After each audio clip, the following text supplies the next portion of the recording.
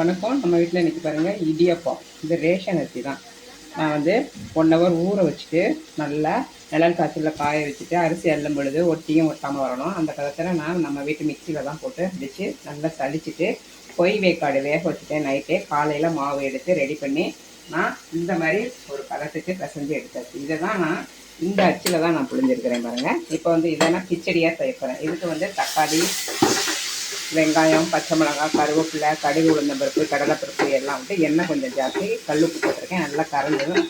இதை நம்ம தண்ணியில் அப்படியே ஒரு ப்ரெஸ் பண்ணிவிட்டு இப்படியே விட்டோம்னா அப்படியே பொல பொலன்னு வந்துடும். கிச்சடி ரெடியானதும் காட்டுறேன் உங்களுக்கு பாருங்கள். உதிரி உதிரியாக இடியாப்ப கிச்சடி ரெடி ஆகிடுச்சு பாருங்கள்.